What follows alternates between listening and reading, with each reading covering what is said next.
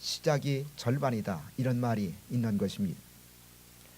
여러분, 100m나 200m 달리기 경주를 보면 그 사람이 얼마나 빨리 출발했느냐, 이것이 바로 성패를 좌우하는 가장 중요한 관건이 되는 것입니다. 이것은 비단 달리기뿐만 아니라 저는 우리 인생도 마찬가지라고 생각합니다. 특별히 구약 성경에 보시면 수많은 왕들이 등장하고 있습니다. 그런데 성경은 이 왕들의 삶을 두 가지로 정리하고 있습니다. 이스라엘의 성군이었던 다윗의 길에서 시작한 왕들이 있고, 우상을 숭배한 북조 이스라엘의 초대 왕이었던 여로보암의 길에서 시작한 왕들이 있습니다. 다윗의 길에서 시작하여 다윗을 본받아 살아갔던 왕들은 형통한 삶을 살아갔습니다. 그러나 여로보암의 길을 쫓아 살아간 왕들은 결국 우상 숭배로 말미암아 하나님 앞에 버림을 받고 그 다음에 멸망의 길을 걸어가게 되었던 것입니다. 이것은 시작이 우리의 삶에 있어서 얼마나 중요한지를 생생하게 보여주는 하나의 구체적인 사례들이라고 말할 수가 있을 것입니다. 저는 오늘 고향을 떠나 새로운 미래를 향해서 나갔던 한 사람의 이야기를 하려고 합니다. 그 사람이 바로 믿음의 조상 아브라함입니다. 아브라함의 이야기는 고향을 떠나는 데서부터 시작되고 있습니다. 오늘 본문이 시작되고 있는 창세기 12장 1절 우리 같이 한번 읽도록 하겠습니다. 자, 창세기 12장 1절 말씀. 자, 같이 읽겠습니다. 시작. 여호와께서 아브라함에게 이르시되 너는 너의 본토 친척 아비 집을 떠나 내가 내게 지시할 땅으로 가라. 하나님은 아브라함에게 떠날 것을 명령하셨습니다. 자, 하나님께서 아브라함에게 본토 친척 아비 집을 떠나라. 이것은 하나님이 아브라함에게 하셨던 10가지 명령 가운데 첫 번째 명령이었습니다. 우리가 이제 주일날 오후에 구속사 시리즈 10권을 공부하게 될 것입니다만은, 하나님께서 아브라함에게 10가지를 허락하셨고 그 다음에 10가지를 명령하셨습니다. 그 10대 명령 가운데 첫 번째 명령이 뭐냐면 본토 친척 아비 집을 떠나라. 그것이 첫 번째 명령이었습니다. 첫 번째 명령. 근데 하나님은 본토라는 넓은 영역에서 친척이라는 중간 영역으로, 마지막으로 아비집이라는 가장 작은 영역으로 아브라함이 떠나야 될 곳을 점점 구체적으로 말씀하셨다는 사실입니다.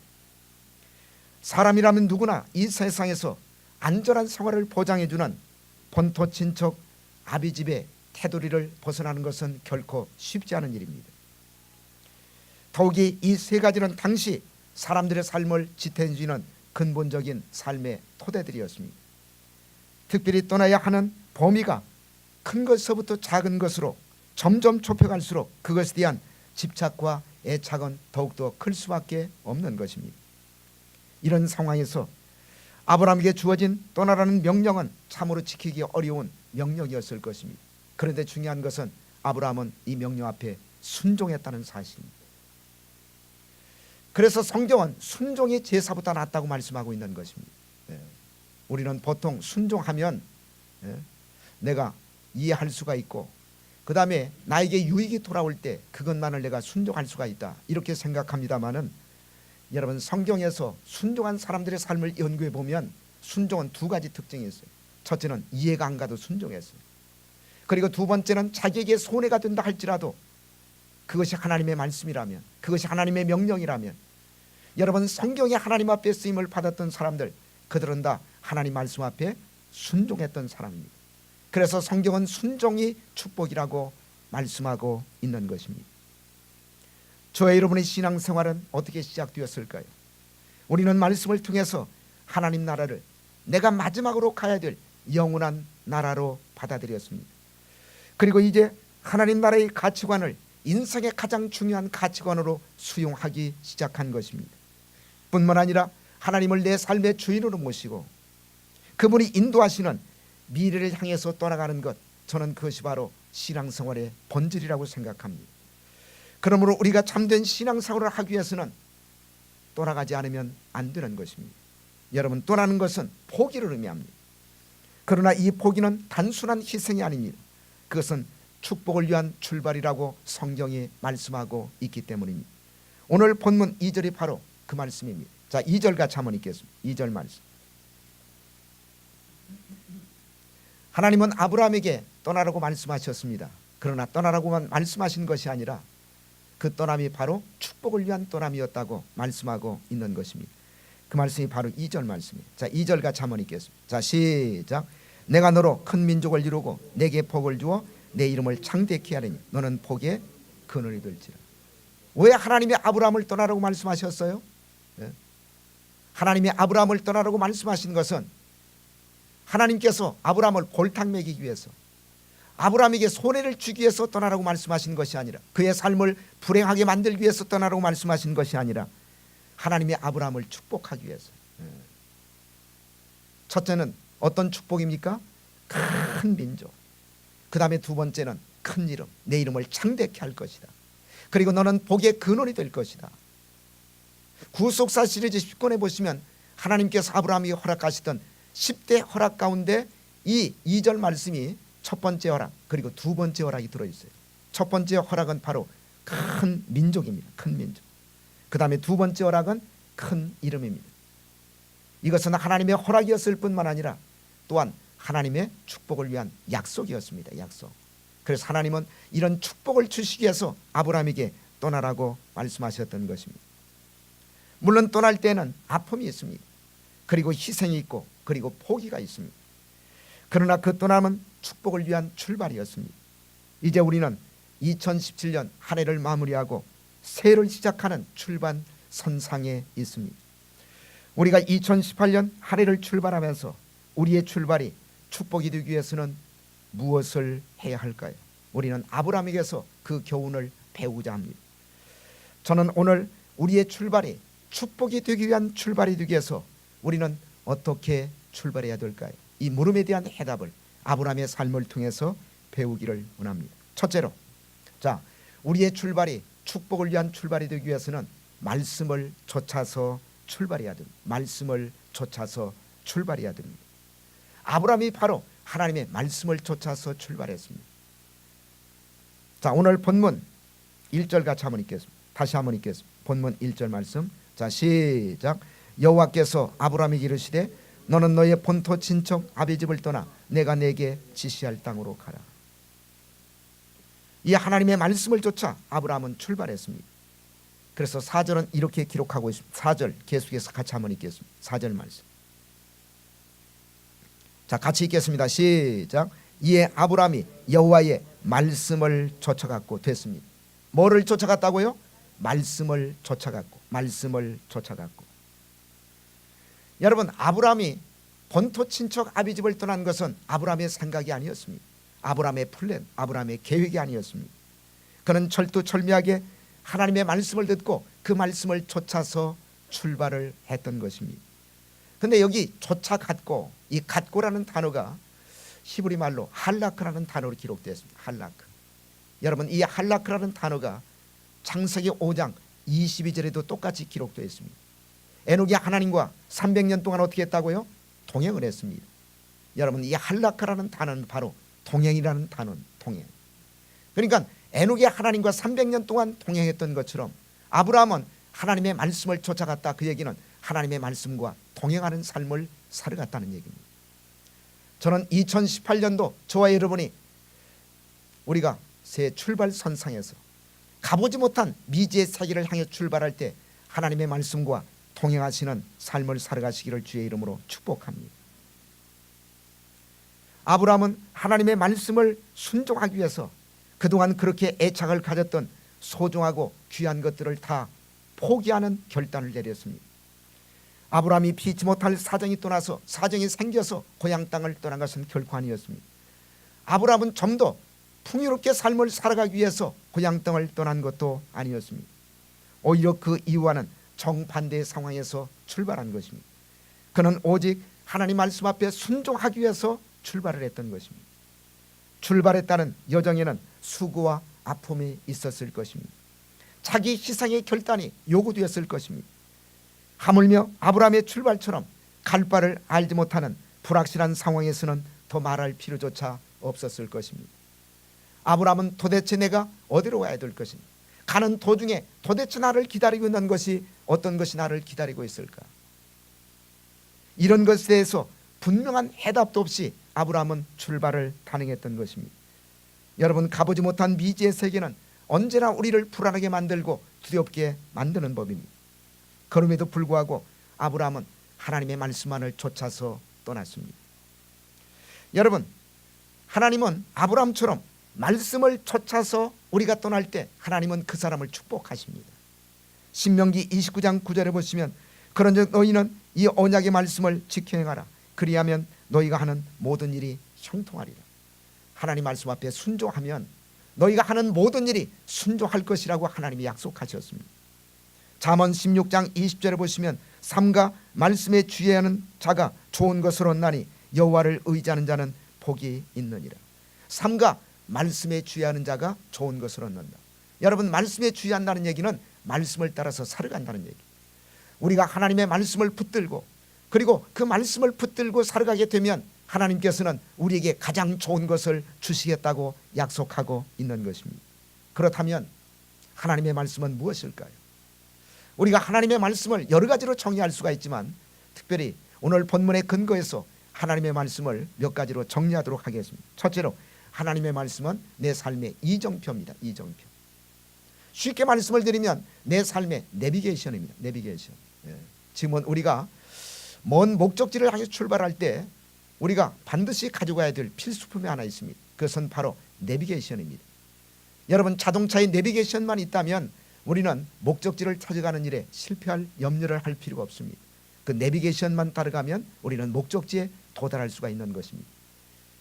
우리는 인생이라고 하는 먼 여정을 떠날 때 우리의 인생의 방향을 알려주는 가장 중요한 내비게이션, 그것이 바로 하나님의 말씀입니다. 시편 119편 105절에 보시면 주의 말씀은 내 발의 등이요 내 길의 빛이니이다 그랬어요.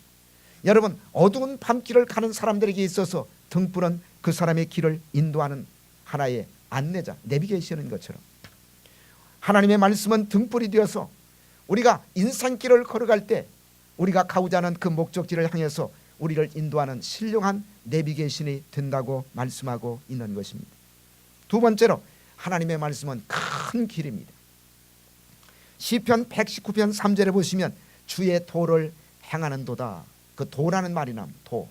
이 도라는 말은 두 가지 뜻이 있습니다. 첫째는 말씀이라는 뜻이고 이게 말씀도자예요. 그 다음에 두 번째로 이것은 길을 의미합니다. 길도자입니다. 길도자. 근데 그 길은 작은 길이 아니에요.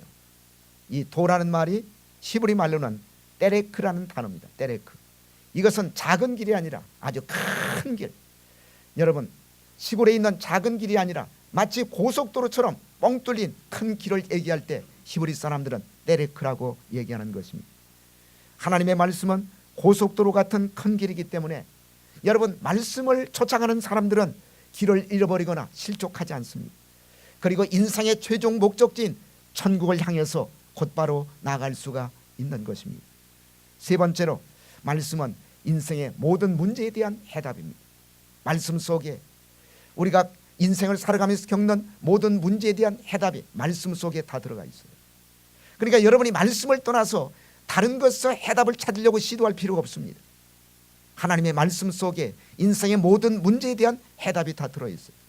그러므로 말씀을 붙드는 그 순간 인생의 모든 문제에 대한 해답도 동시에 저와 여러분들에게 보여질 줄로 믿습니다. 사랑하시는 여러분, 우리가 무슨 일을 시작할 때나 그리고 어디를 떠날 때 하나님의 말씀보다 우리의 생각을 앞세우거나 우리의 계획을 앞세우는 잘못을 범해서는 결코 안 될 것입니다. 아브라함은 본토 친척 아비집을 떠나라는 하나님의 말씀에 어떤 질문도 하지 않았어요. 그리고 어떤 불평도 하지 않았습니다. 그동안 자기가 삶을 살아오면서 쌓았던 모든 삶의 기반을 다 포기해야 돼요. 그런데 아브라함은 불평하지 않고 원망도 하지 않았습니다. 그리고 아브라함은 하나님 앞에 어떤 퀘스천, 질문도 하지 않았습니다. 하나님 말씀 앞에 예라고 순종했을 뿐입니다. 신앙이란 무엇일까요? 한마디로 얘기하면 하나님 말씀 앞에 순종하는, 그게 신앙이에요. 어떤 사람 보면 자꾸 이유를 내세워요. 목사님, 저는 이것 때문에 못하고 저것 때문에 못하고. 신앙은 무엇이냐? 하나님 말씀 앞에 순종하는 것, 그게 신앙입니다. 그리고 순종하면 하나님이 책임져 주세요.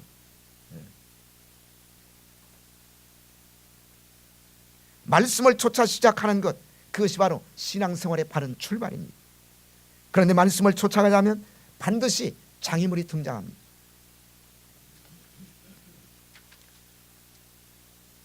우리가 창세기 12장 1절을 읽었습니다마는 이것은 아브라함의 첫 번째 부르심이 아니에요. 두 번째 부르심이었습니다. 여러분, 첫 번째 부르심은 사도행전 7장 2절과 3절에 기록되어 있습니다. 우리 같이 한번 읽겠습니다. 자, 사도행전 2장 7장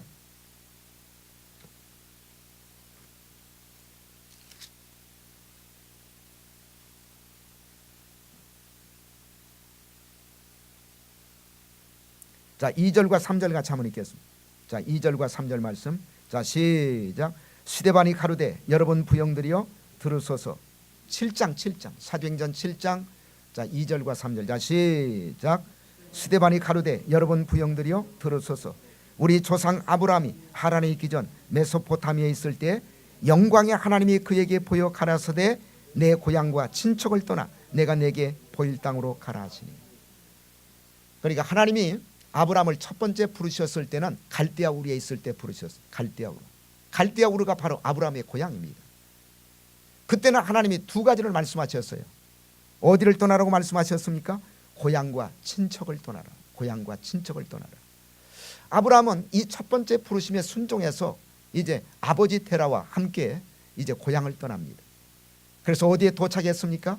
하란에 도착했어요. 근데 하란에 도착했는데 아버지였던 테라 때문에 하란에서 계속 머무적거리고 있었습니다. 머물고 있었습니다.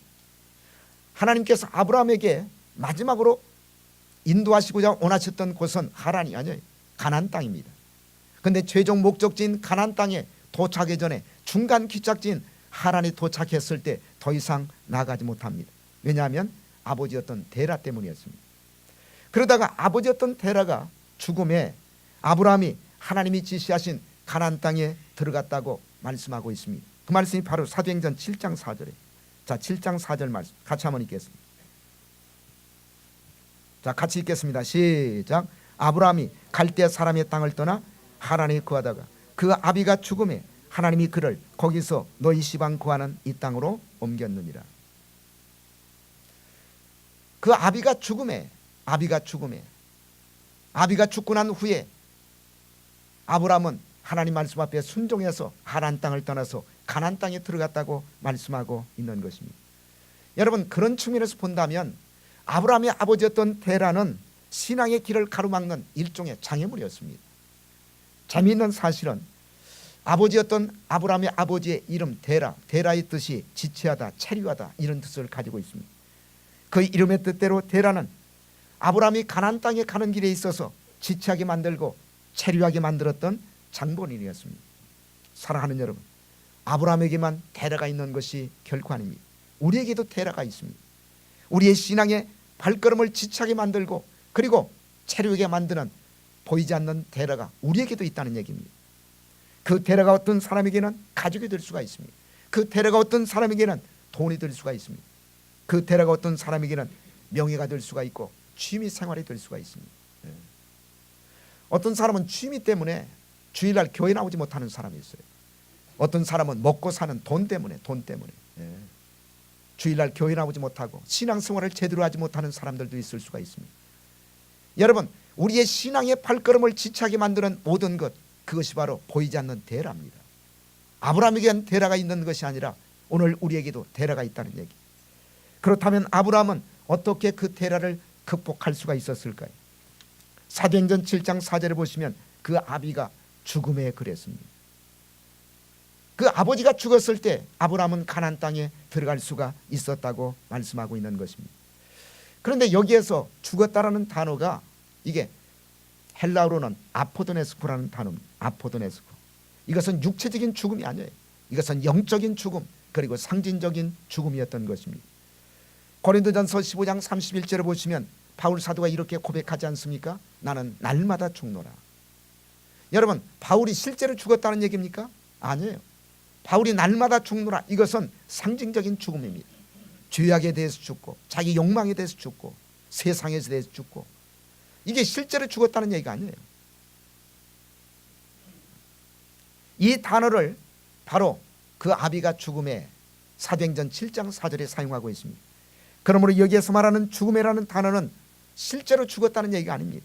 아브라함의 마음속에서 아버지에 대한 정, 다시 말씀을 드리면 부정을 완전히 끊어버렸다는 얘기예요.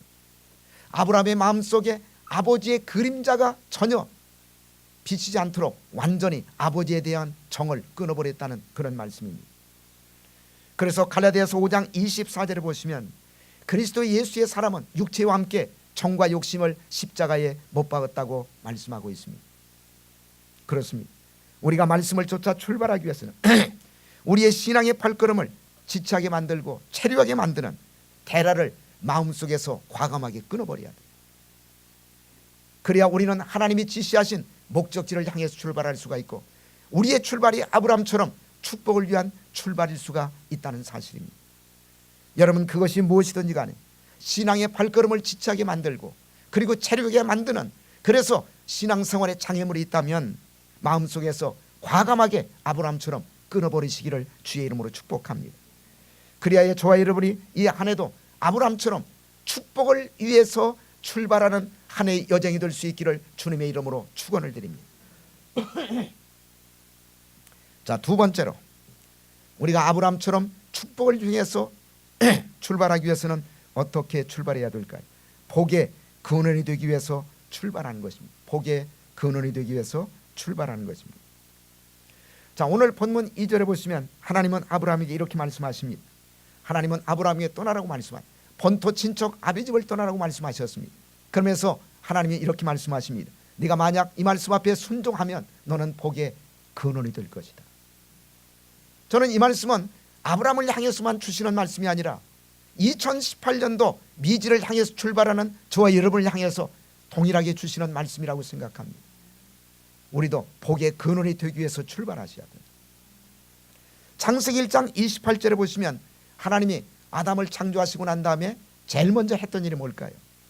제가 수없이 여러분에게 말씀을 했습니다마는, 자, 하나님이 사람을 창조하시고 난 후에 제일 먼저 했던 일, 그것은 복을 주신 일이었습니다. 자, 창세기 1장 28절 같이 한번 읽겠습니다.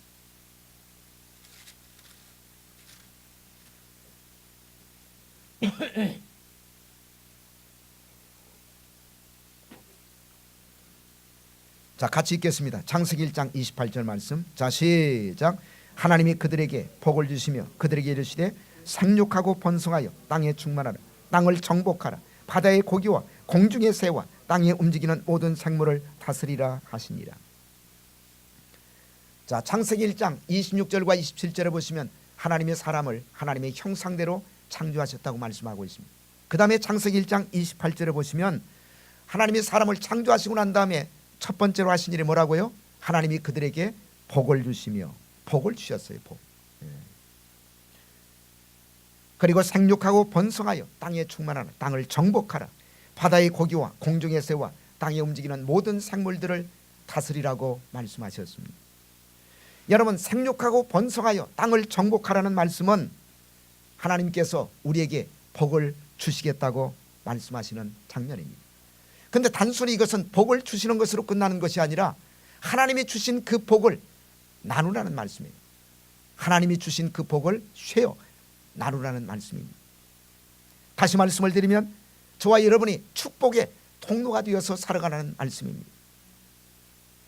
가끔 예수를 믿는 사람들을 불신자들이 비판할 때 종종 지나치게 기복적인 삶을 추구한다, 이런 비난을 받을 때가 종종 있습니다. 저는 이런 비판을 부정하지는 않습니다. 사실 많은 성도들의 신앙의 초점이 그냥 단순하게 물질적인 축복, 거기에 초점을 맞추고 신앙생활하는 사람들이 적지 않기 때문에 그렇습니다. 그러나 이 비판이 지나쳐 당연히 우리가 하나님의 축복을 받아야 됨에도 불구하고 그 축복에서 우리를 멀어지게 한다면 그 비판도 잘못된 것입니다. 왜 그렇습니까? 하나님은 저와 여러분들이 하나님의 축복 가운데 살아가시기를 너무너무 원하신다는 사실입니다. 그러므로 우리가 복을 받고 그 복을 나누는 삶을 살아가는 그 자체가 잘못된 것이 아니에요. 그것이 하나님이 사람을 창조하신 첫 번째 목적입니다. 하나님의 축복 가운데 살아가는, 그리고 그 축복을 이웃들과 나누는 삶을 살아가는 것, 그것이 하나님이 우리에게 기대하시는 삶의 모습이에요. 여러분, 자식을 낳은 부모라면 자기가 낳은 자식이 복을 받으며 살아가기를 원하지 않겠습니까? 하나님도 마찬가지입니다.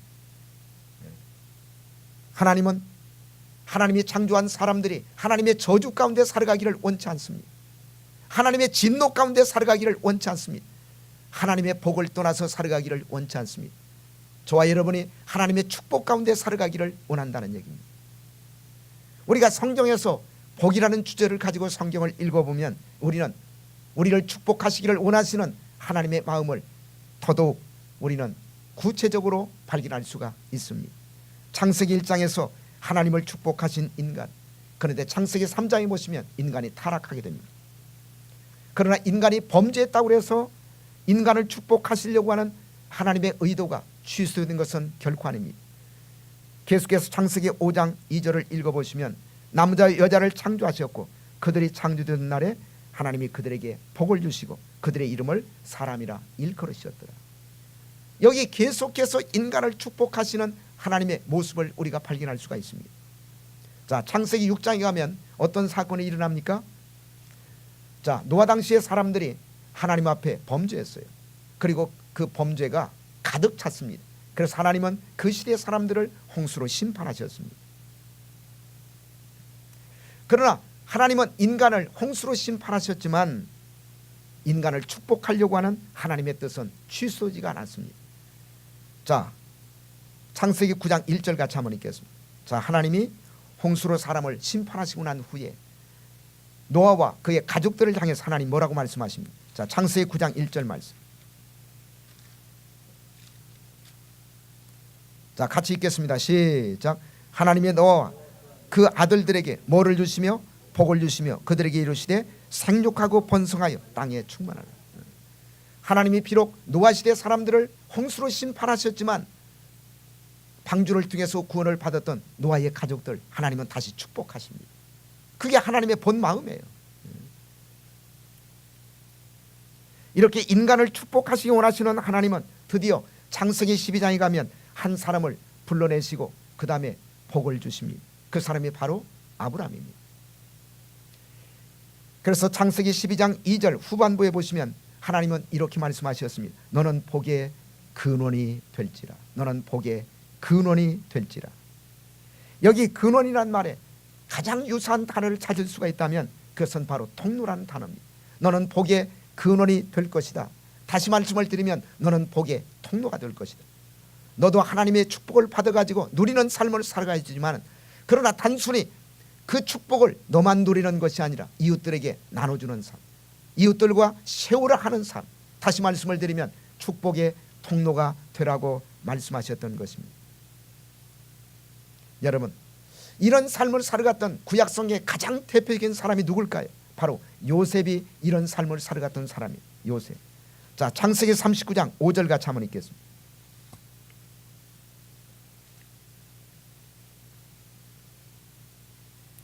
자, 같이 읽겠습니다. 시작. 그가 요셉에게 자기 집과 그 모든 소유물을 주관하게 한 때부터 여호와께서 요셉을 위하여 그 애굽 사람의 집에 복을 내리심으로 여호와의 복이 그의 집과 밭에 있는 모든 소유에 미친지라. 거기 보세요. 그가 요셉에게 자기 집과 그 모든 소유물을 주관하게 한 때부터 여호와께서 요셉을 위하여 애굽 사람의 집에 복을 내리심으로. 여호와께서 요셉을 위하여, 이 위하라는 단어를 다른 단어로 바꿀 수가 있다면 여호와께서 요셉 때문에 누가 복을 받았습니까? 그 주인 보디발이 복을 받았어요. 그러니까 요셉은 뭡니까? 보디발에게 있어서 복덩어리. 며느리가 잘 들어와서 집안이 흥하게 되면 자, 시부모님들이 그 며느리를 볼 때마다 뭐라고 얘기합니까? 야, 너는 우리 집안의 복덩어리야. 그게 바로 복의 근원입니다. 그 사람을 통해서 주변에 있는 이웃들이 잘 돼요. 그 사람을 통해서 하나님의 축복이 계속 이웃들에게 흘러갑니다. 여러분, 이렇게 삶을 살았던 사람이 바로 요셉이에요. 하나님은 아브라함에게 단순히 너만 축복을 받아서 누리는 삶을 살아가라 그렇게 말씀하지 않았어요. 내가 받았던 그 축복을 이웃들과 나누는 삶을 살아가.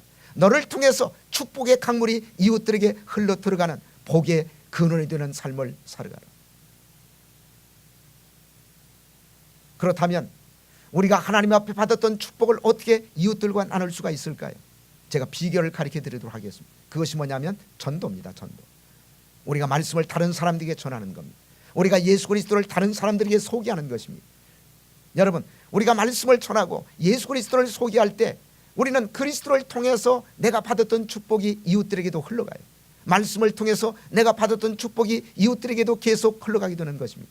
그럴 때 우리는 복의 근원이 되는 삶을 살아갈 수가 있고, 우리는 복을 전달하는 통로가 될 수가 있고, 그래서 우리 주변의 이웃들이 나 때문에 잘되고 나 때문에 축복받고 나 때문에 번성하고, 그것이 바로 성경이 말씀하고 있는 축복의 본질입니다. 저와 여러분의 출발이, 여러분, 내가 복을 받는 것이 아니라, 내가 복을 받을 뿐만 아니라 나를 통해서 이웃들이 축복을 받는 복의 근원으로서 삶을 시작하시기를 주의 이름으로 축복합니다. 그러기 위해서는 전도하셔야 돼요. 그리고 선교하셔야 됩니다. 자, 세 번째로 우리가 축복을 위한 출발이 되기 위해서는 첫째 뭐라고 그랬습니까? 하나님의 말씀을 쫓아서 출발하셔야 됩니다. 그 다음에 두 번째로 복의 근원이 되기 위해서 출발하셔야 됩니다. 그리고 세 번째로 재단을 쌓으며 출발하셔야 됩니다. 재단을 쌓으며 출발하셔야 됩니다. 자, 우리 8절 같이 한번 읽겠습니다. 오늘 본문 8절 말씀.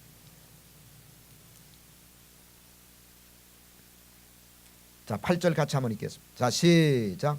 거기서 베델 동편 산으로 옮겨 장막을 치니 선은 베델이요 동은 아이라. 그가 그곳에서 여호와를 위하여 단을 쌓고 여호와의 이름을 부르더니. 아브라함은 새로운 장소에 도착하게 되면 반드시 하는 일이 있었습니다. 제단을 쌓았어요. 제단을 쌓았습니다. 아브라함은 어디를 가든지 간에 제단을 쌓는 삶을 살아갔던 것입니다. 여러분, 제단을 쌓았다는 얘기는 우리가 신약적인 용어로 다시 바꿔서 얘기하면 하나님 앞에 예배를 드리는 삶을 살아갔다, 그 얘기입니다. 아브라함은 어디를 가든지 어디에 도착하든지 그는 항상 새로운 곳에 도착하게 되면 제단을 쌓고 하나님 앞에 예배드리는 삶을 살아갔던 것입니다. 2018년도 새롭게 삶을 출발하는 저와 여러분들도 올 한 해 어디에서 무엇을 하든지 간에 항상 제단을 쌓는 삶을 살아가셔요. 하나님 앞에 예배를 드리는 삶을 살아가시기를 주의 이름으로 축복합니다. 여러분, 올 한 해는 주일날 절대 놀러 가지 마세요. 어떻게 예수 믿는 사람들이 주일날 놀러 갑니까? 하나님 앞에 예배를 드리는 날이에요. 주일날은. 나는 걱정이 돼. 주일날 놀러 갔다가 무슨 일 당하지 않을까 말이죠. 명심하시기를 바랍니다. 주일날은 예배드리는 날. 근데 세상 사람처럼 놀러 가시면 되겠습니까? 놀러 가더라도 주일날 지나서 놀러 가. 지나서. 놀러 가지 말라는 얘기 아니에요. 여러분, 예배에 성공해야 인생에 성공할 수가 있습니다. 자, 따라서 예배에 성공해야 인생에 성공합니다. 반대로 얘기하면 예배에 실패하면 인생에도 실패할 수밖에 없다는 얘기. 여러분, 가장 구체적인 사례가 가인과 아벨 아닙니까? 창세기 4장에 보시면 가인과 아벨이 하나님 앞에 제사를 드렸죠. 그런데 가인의 제사는 하나님 받지 않았어요. 가인의 제사는 실패한 것입니다. 아벨의 제사는 하나님이 받았어요. 자, 가인의 제사는 하나님이 받지 않았습니다. 제사에 실패했어요. 그리고 난 다음에 가인이 어떤 행동을 합니까? 창세기 4장 8절에 보시면 들에 있을 때 자기 동생을 돌로 쳐 죽였어요. 여러분, 예배의 실패를 통해서 가인은 어떤 사람이 되었습니까? 성경에 기록된 최초의 살인자가 된 겁니다. 인생에 실패하게 된 것입니다.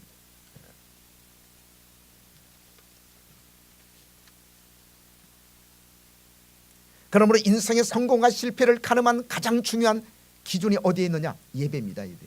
예배 한번 성공하게 되면, 여러분, 예배 시간에 말씀을 통해서 은혜를 받게 되면, 예배 시간에 말씀을 통해서 하나님을 만나게 되면, 예배 시간에 말씀을 통해서 내가 감동을 받게 되면 내 삶이 송두리째 변해요. 그리고 삶이 달라집니다. 그런데 어떤 사람은 그냥 예배 시간에 몸만 와서 앉아있고 생각은 세상에 온통 세상으로 가득 차 있어요. 그건 실패한 예배입니다. 예배 시간에 하나님 말씀 앞에 집중하시기를 바랍니다. 여러분, 하나님 앞에 집중하시기를 바랍니다. 그리고 말씀을 하나님의 음성으로 들을 수가 있어야 돼요. 그러면 여러분의 삶이 달라집니다. 저건 이은식 목사의 말이 아니라 이은식 목사님을 통해서 하나님이 지금 나에게 말씀하신다. 저건 하나님의 음성이다. 만약 예배 시간에 말씀을 하나님의 음성으로 받아들일 수가 있다면 얼마나 그 말씀 앞에 집중하겠습니까?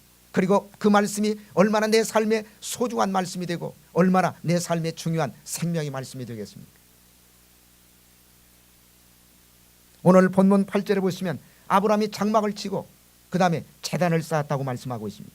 그런데 제단을 쌓은 장소가 굉장히 중요합니다. 어디 사이에 제단을 쌓았냐면 베델과 아이 사이에 제단을 쌓았어요. 베델과 아이 사이. 자, 8절 다시 한번 읽겠습니다.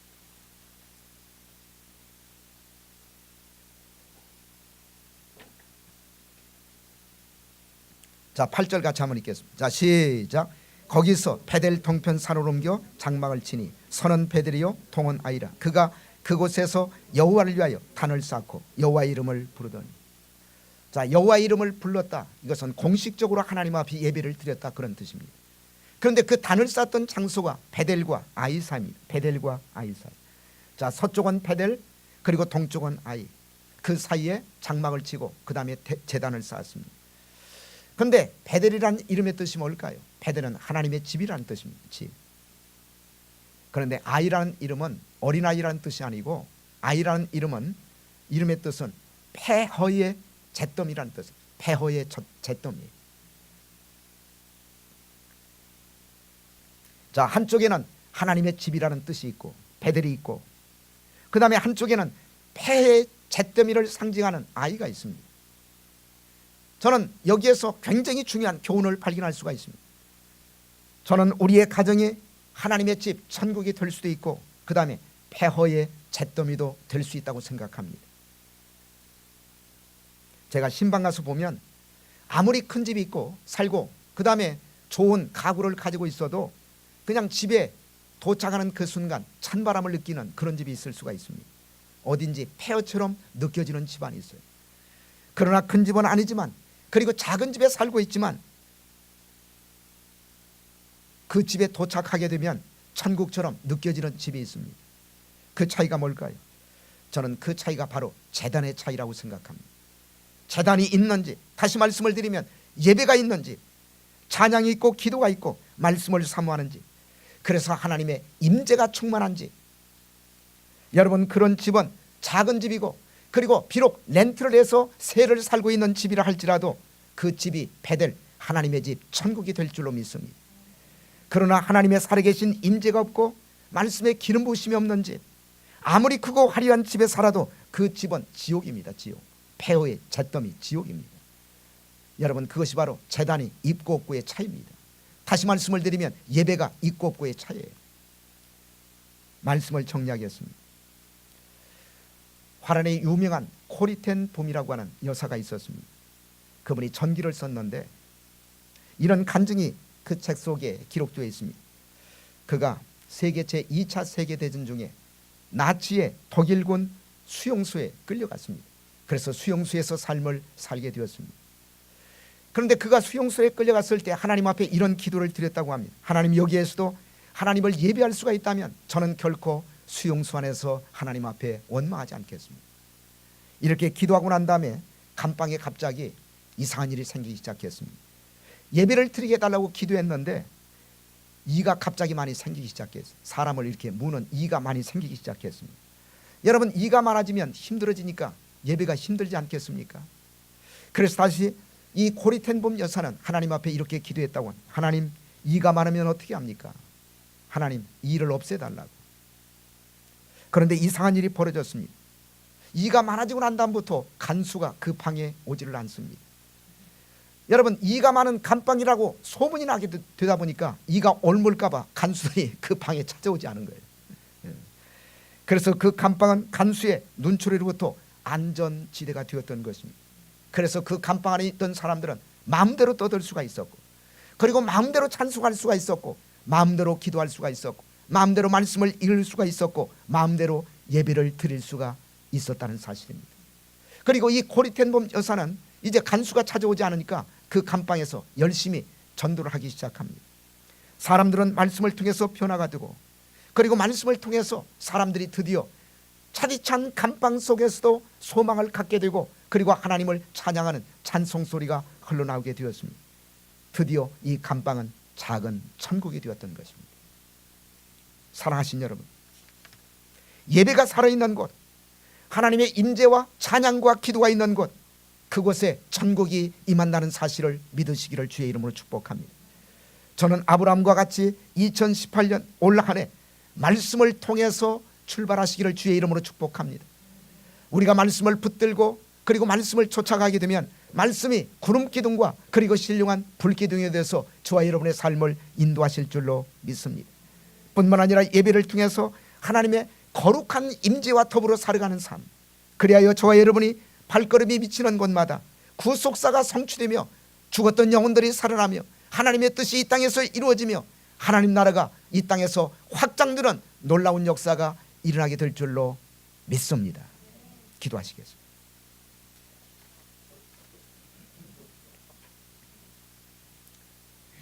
살아계신 아버지 하나님, 올 한 해 우리의 출발이 축복을 위해 출발할 수 있도록 도와 주시옵소서. 그리하여 우리의 삶을 아브라함을 통해서 배울 수 있도록 은혜를 베풀어 주시옵소서. 하나님의 말씀을 붙들고 올 한 해를 출발하게 하여 주시옵소서. 나만 축복을 받는 것이 아니라 내가 받은 그 축복을 이웃들과 나눠주고 이웃들에게 전달하기 위해서 출발할 수 있도록 도와 주시옵소서. 뿐만 아니라 제단을 쌓으며 예배를 드리며 하나님 앞에 나갈 수 있도록 도와 주시옵소서. 주일날은 무슨 일이 있다 할지라도 예배 시간에 나와서 예배를 드리는 삶을 살아가게 하시고 예배를 통해서 하나님의 음성을 듣게 하시며 예배를 통해서 하나님의 임재를 체험하고 올 한 해를 살아갈 수 있도록 도와 주시옵소서. 그리하여 우리의 출발이 저주를 위한 출발이 아니라 실패를 위한 출발이 아니라 불행을 위한 출발이 아니라 축복을 위한 출발이 될 수 있도록 도와 주시옵소서. 올 한 해 365일을 살고 난 다음에 하나님이 나를 이렇게 축복했느라고 간증하는 삶이 될 수 있도록 도와 주시옵소서. 하나님의 놀라우신 기적을 날마다 체험하게 하시고 생명나무 교회가 2017년 28년도에는 새로운 성전으로 옮겨가게 하시고 구속사의 위대한 여정을 또한 체험할 수 있는 한 해가 될 수 있도록 도와 주시옵소서. 우리 교회에 출석하는 모든 성도들마다 하늘의 신령한 복과 땅의 기름진 복을 충만하게 받을 수 있는 축복의 한 해가 될 수 있도록 도와 주시옵소서. 하나님께서 눈동자처럼 지켜주셔서 나고자가 없게 하시고 악한 병에 걸려서 고통받는 성도가 없게 하시고 물질 때문에 어려움을 당하는 성도가 없게 하시고 하나님의 말씀을 충만히 받아 날마다 그 말씀 속에서 하나님을 만나게 하시고 하나님의 인도하심을 경험할 수 있도록 도와 주시옵소서. 지나온 생애 가운데 2018년도 한 해가 최고의 한 해가 될 수 있도록 도와 주시옵소서. 기도한 대로 이루어 주실 줄로 믿사옵고 살아계신 예수 그리스도의 이름 받들어 감사하며 기도드리옵나이다.